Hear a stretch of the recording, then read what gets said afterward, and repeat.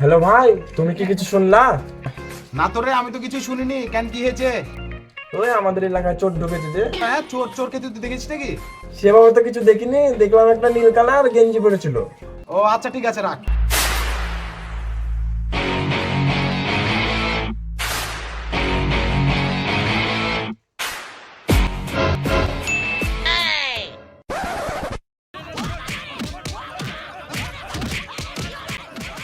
কোন মাদারচোদ রে?